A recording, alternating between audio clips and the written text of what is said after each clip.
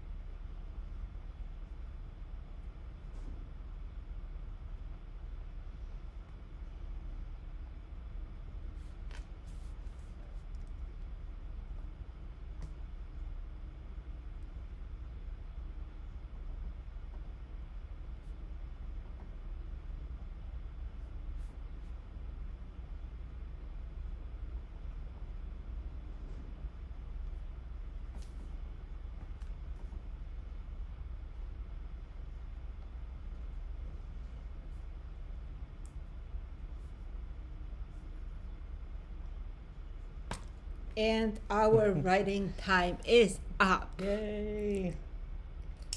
That was fun.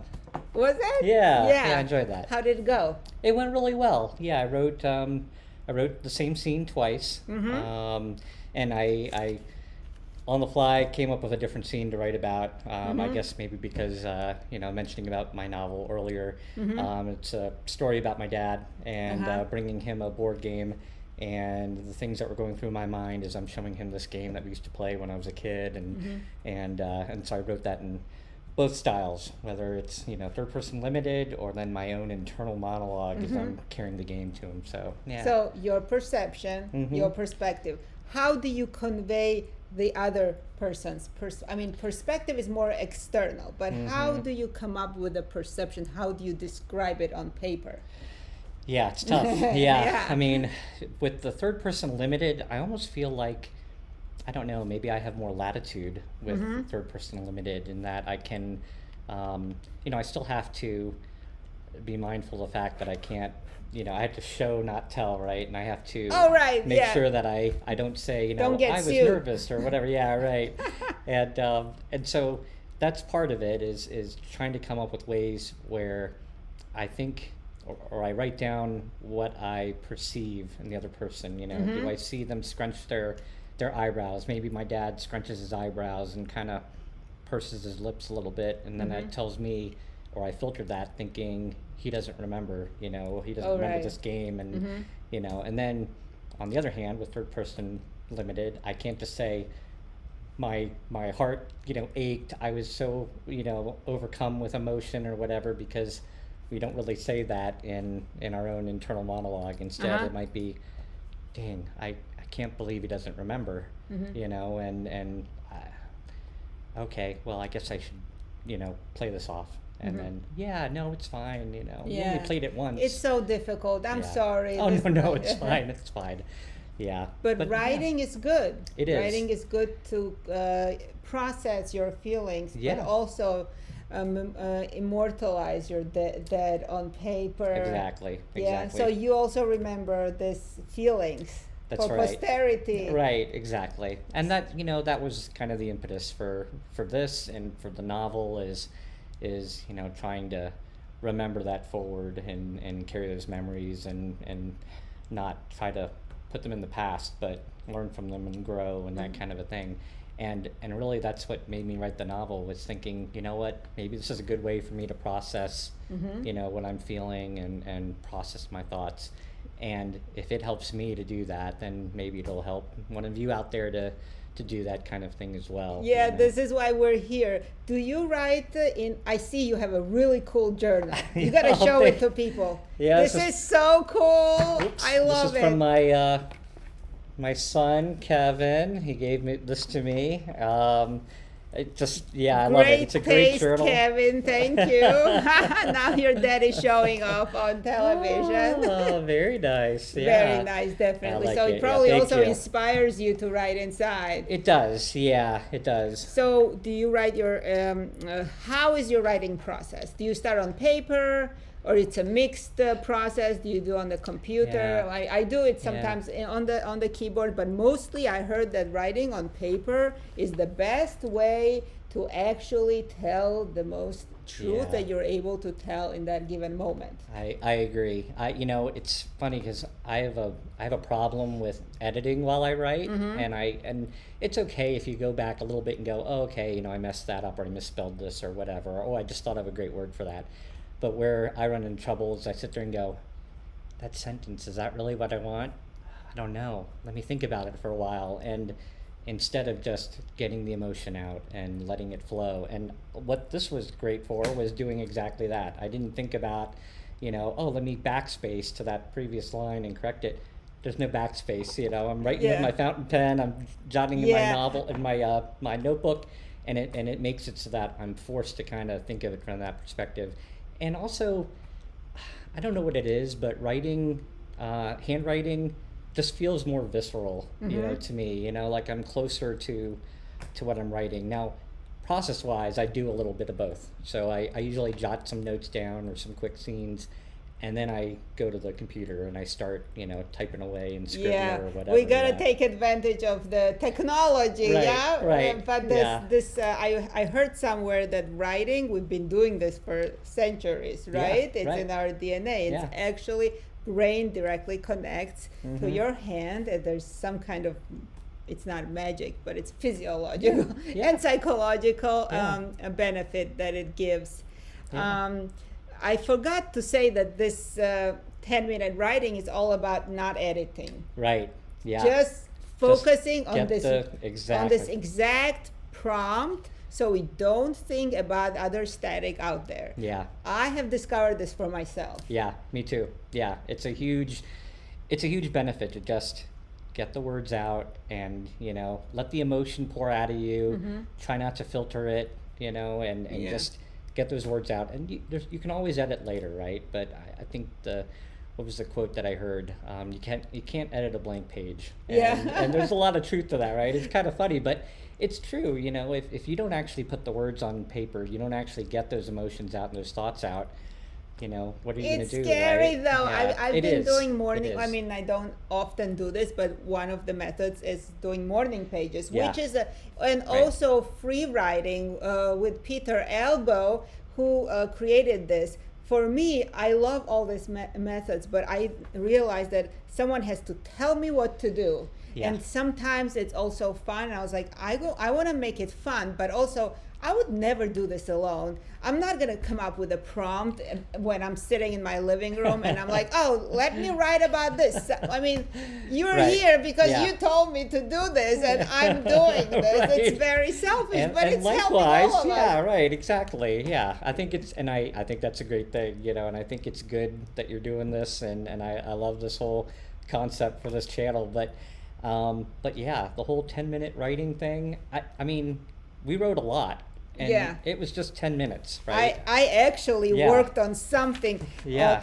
intentionally. I never thought about, you're writing the novel. I admire and respect it because I'm starting on the ground zero. For me, I'm basically focusing on linear events, Uh-huh. chain of events, Yeah. because I quote Margaret Atwood so often. She's She's awesome. probably going. She's awesome. she, Yeah.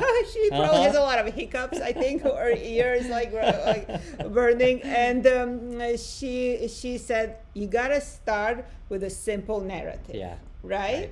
And Right. again, for me, I don't know enough about the writing, literally writing complex process, and all I can write is my own perspective Yeah. and my own subjective perception. And for Right. me, it's good enough, Yeah.